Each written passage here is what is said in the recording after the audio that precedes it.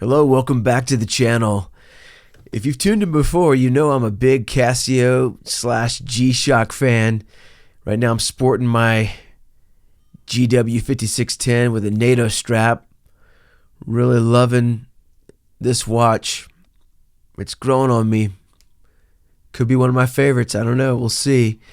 But been feeling nostalgic lately and picked up a different brand today. This one is from Timex. And this is their Expedition Shock, quote unquote, XL. And this is a mostly made in the Philippines watch that I think has been discontinued, but nevertheless, I found it on Amazon, and I want to do a little bit of a smackdown. Timex versus Casio, more specifically G-Shock. Let's get started. Again, full disclosure, not sure if this watch is even still in production. I did jump onto Timex.com and did not find anything on this watch. So I suspect it has been discontinued, and I will share my thoughts on why I think that is. But I did stumble onto their history, and it is very interesting. They started out as the Waterbury Clock Company back in 1854, went on to make pocket and wrist watches. Even have a letter from Mark Twain. Dear sir, please send me a watch. $1 enclosed. Truly yours, Mark Twain. $1 would be equal to $35 by today's standards. So even then, pretty affordable, everyman, everyday watch. Pretty cool stuff. Takes a lick and it keeps on ticking. Love their timeline and some of their ad campaigns. Very nostalgic, to say the least.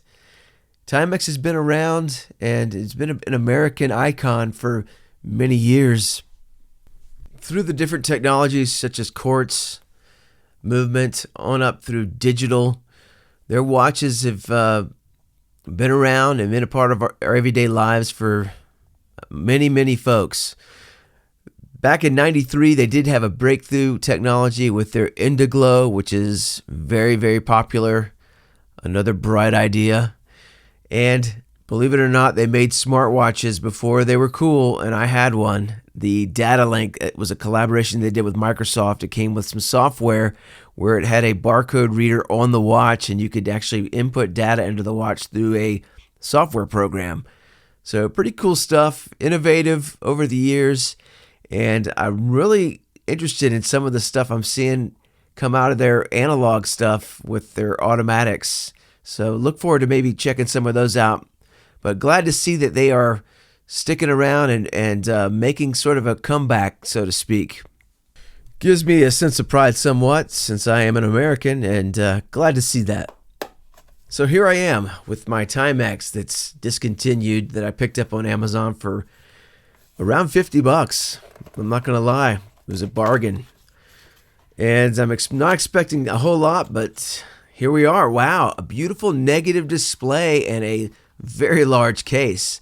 This is a 50mm watch, and not a lot of presentation there, but I don't care. A little shrink wrap on our lens, and this is a mineral crystal, according to Amazon, and a gorgeous display. I hope it's coming through on this camera, but it is large.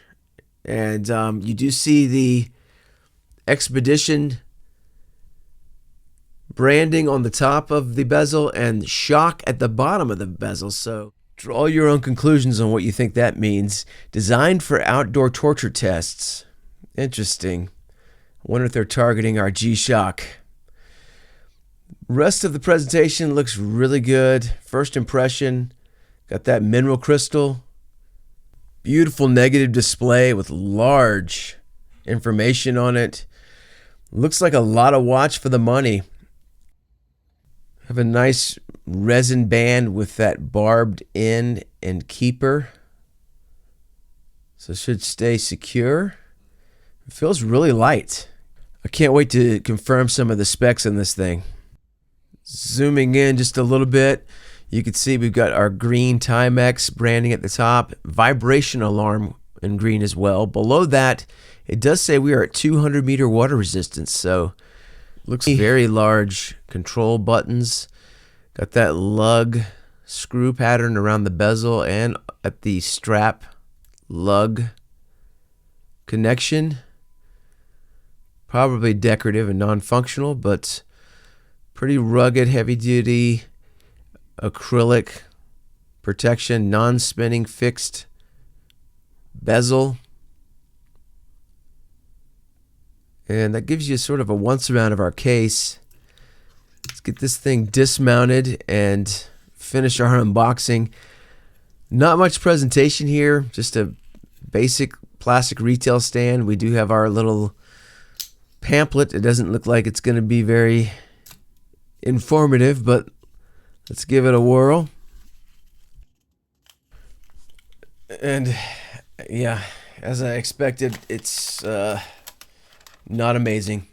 So pretty generic stuff. Not even much stuff on some of the features I think this watch has. So I'm gonna have to guess my way through some of this. They want you to go to Timex.com, but again, I mentioned there's not much on the website on this watch. Let's go ahead and confirm some specs real quick. We'll start with grams, and it looks like I'm at 79 grams. And of course we have to do ounces, and I'm at 2.79 ounces, so very lightweight for this large package. Let's grab our calipers and confirm our case dimensions, and if we squeeze around the controls, we're just a hair over 50 millimeters, and lug to lug I'm just over 55, so a rather large watch. Case thickness is very interesting. We're at 17.5 millimeters on case thickness. A very tall watch. You're not going to be able to get a sleeve over this one, I'm afraid. Let's do a side-by-side comparison with one of my favorite ever G-Shocks. This is my GW6900, a watch I have reviewed. Please check that one out if you haven't. And a little strap comparison here. It looks like the advantage goes to our Expedition. I love that little hinged system. There you got some nice independent movement with each end of the band. I love that barb at the end and the keeper. So advantage to the Timex on the strap. I like the strap. It's got branding on it. It does have the buckle's not stainless. It feels like it's sort of a magnesium or an alloy. Real lightweight buckle, but nevertheless a great watch band. Case backs are very comparable. Both have screwed in, not screw down, but screws holding our stamped case back. And if you look at the difference in size of the font, the information's arguably a lot more readable with our Timex. Now, in fairness to our G-Shock, the G-Shock has a lot of features unfairly, if we're trying to compare these two, such as tough solar. It's a self-charging watch, and it also has multi-band 6. It's radio controlled or self-adjusting. Our Timex is neither of those, which kind of hurts my feelings. If Timex had both of those, this might be a different conversation. Let's pull off my GW5610 with my NATO strap again and just give you a little look at the case comparison there. I'm really loving these Casio squared, quote-unquote, watches, and the 5610 is fastly becoming one of my favorites. I'm going to have to do a comparison between this and my 6900 because, I don't know, this one just fits me so well and is so awesome. So that's our side-by-side comparison to some G-Shocks. I don't know, man. The Timex looks pretty good.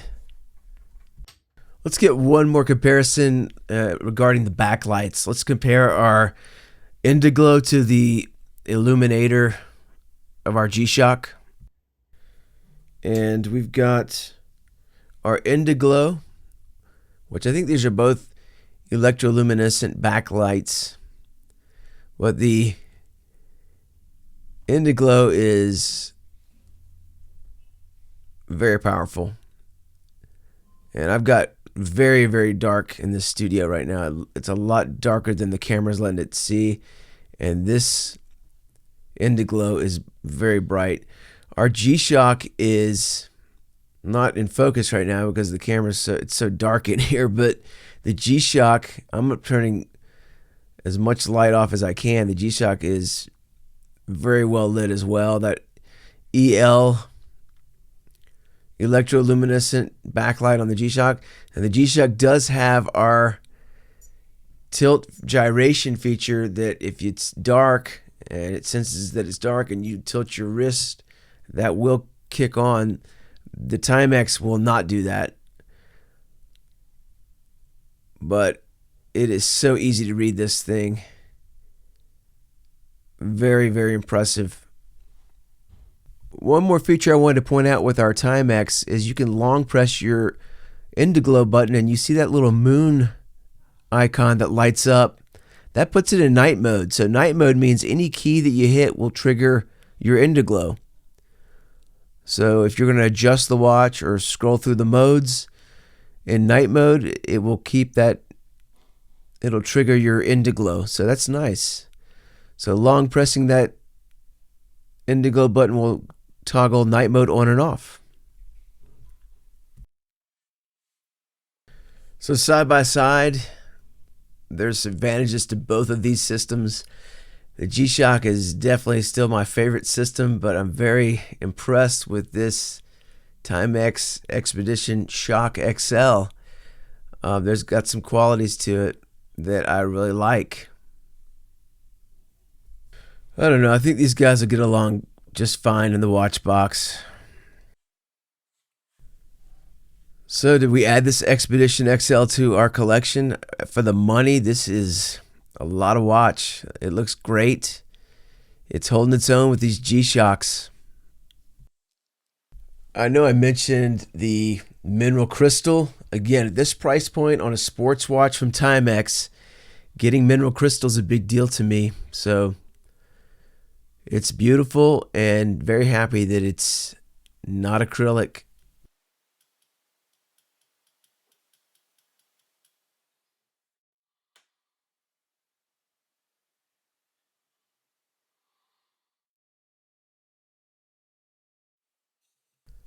I'm going to quickly reattach this to the stand so I can hold it steady and show you some of the features of the watch. Let's go ahead and set our time. We're at our main timekeeping window, and just hold down the upper left-hand corner to put us in set mode. And we've got 3 time settings. We got time 1, time 2, and time 3.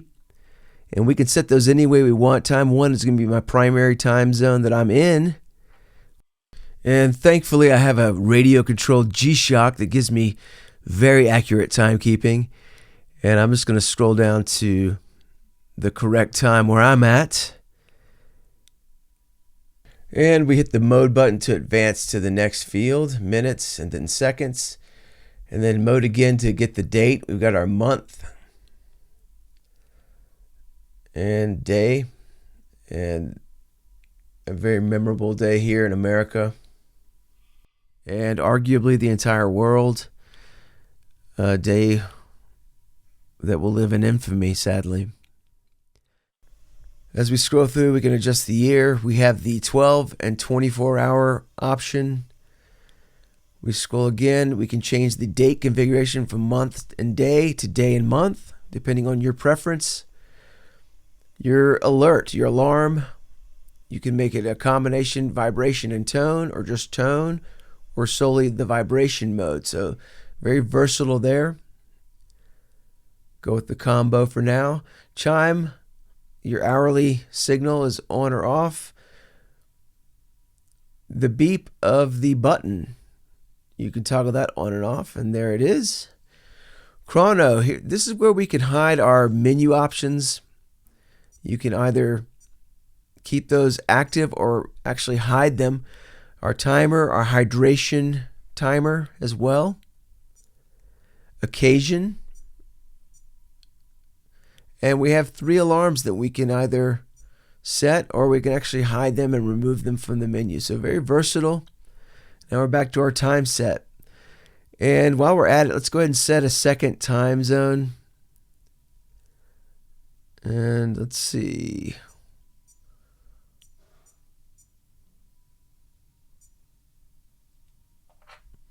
So we're at 12 o'clock hour where we're at. We'll go to Eastern time there. and set that. And let's go one more time and might as well set. You can see now time zone 2 is now there. So we're toggling between our mountain time and East Coast time. Let's hold down one more time and add a third time zone. And we will go ahead and make this for London time.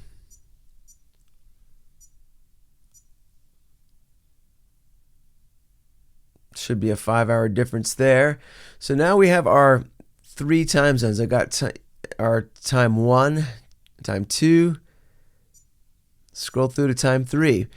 And the great thing about this is if I fly to New York, I can toggle these times to my main default time. I just hold down the upper right hand button for a few seconds, and now whatever time I was scrolled to is now my main, and T1 and T3 are now my secondary. If I fly from, let's say I fly from New York to London, I can scroll through to time zone 3, hold that down, and that becomes my main default time, and then 1 and 2 are my secondaries. If I fly back from London to Denver, hold down that upper right hand button again, and now I'm back to my home time. So very versatile there, very cool. Let's hit our mode button in advance. We have our chronograph, our stopwatch. We can start and split. We can do laps. If you hit the start button again, you're doing splits. And then the bottom right hand button is going to give us our stop and reset. I don't do a lot of lap times, but you can see we've got lap 2 running and lap 1 at the top now. Then hold to reset. I typically just do start, stop, and then reset when I'm timing stuff, but you can split and do laps. Scroll back, you hit the mode again, it takes you back to timekeeping mode, then you have to scroll through again. This is our countdown timer. Right now it looks like it's set to 1 second. Activate it and then start it. There we are. Vibration and alerts, and we can hold down the upper left hand corner to set our timer to a preferred countdown mode, whether it's hours, minutes, or seconds. So let's just make this 3 seconds for demonstration purposes and engage the timer.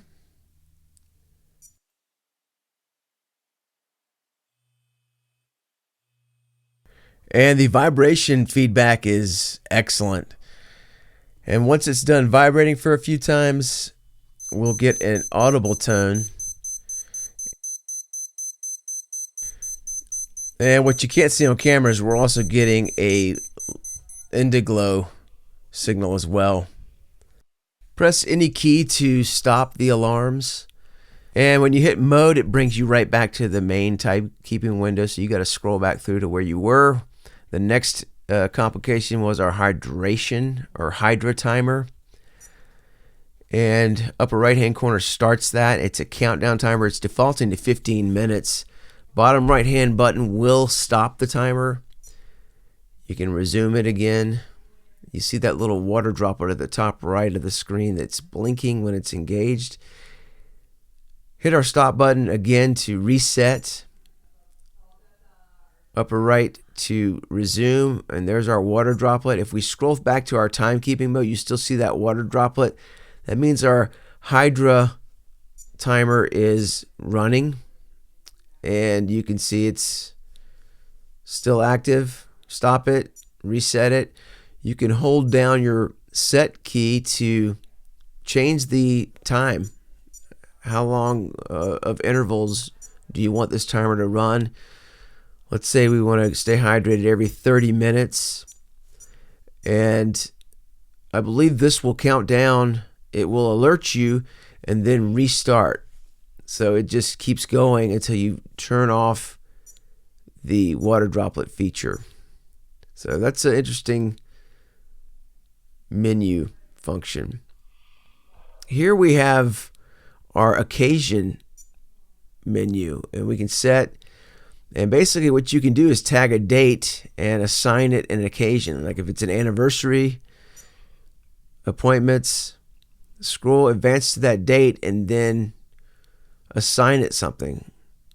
Anniversary, appointment, birthday, bills, monthly, yearly, doctor's appointment, a game, got to get a gift, a holiday, an annual holiday, a multiple event day, a show, a trip. Pretty cool. And then none would take that date out of the appointment or occasion mode. So interesting that we can do that. So let's say we have a doctor's appointment on the 15th. Scroll in so you can see there's a little hand with a finger with a little string tied around the finger to remind you. Interesting graphic there in the upper left hand corner of our, we now have an event or an occasion that has been entered in. Scroll through back to our main menu mode. The bottom right hand corner will show you any occasions that are upcoming. And you just saw that on the 15th we have a doctor's appointment now. So interesting there. We can go back in and let's say we canceled the appointment because we don't want to go to the doctor that day. We can go ahead and take that date and assign it to none. And that will take that out of our occasion menu. So if we go back to timekeeping mode, hit that bottom right hand corner button again, no occasion is on our calendar currently. Continuing in the mode section, we have 3 alarms that we can set. We can toggle those on or off.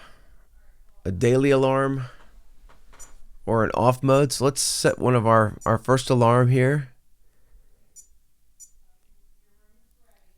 Well, let's set this one for 4:20. It's a good time to get up in the morning. And you can see we've got daily set. And you can toggle that on or off. And that brings our little alarm icon there on the left-hand corner. Alarm 2 is off. Alarm 3 is off as well. And our alarm is currently on, so we have that middle left alarm icon on the screen. And that gives you a quick overview of some of the functions. You see the little music note. It means that we have our hourly signal on that will alert every hour on the zeros.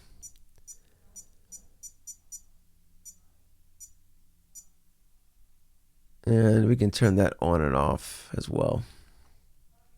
So very functional, very intuitive, not too bad, pretty easy to figure out without the manual, but would have liked to have seen a nice booklet with this thing. And that is a wrap on our Timex Expedition Shock XL. Very cool watch that is no longer made or no longer marketed by Timex, but is still available online.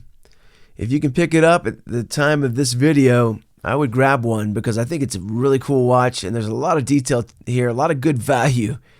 So I think they got away from it because of maybe some troubles with the title and how it was marketed, but I'm speculating. I have no idea why they stopped making this, but I can guess. Still like it a lot and think it's worth you checking out and add into your collection while you can. I really appreciate you tuning in and taking a look at this watch with me. Stay tuned for more videos, more content on my little channel. Thanks so much for tuning in. Please like, comment, and subscribe. All the good things. I'll see you next time.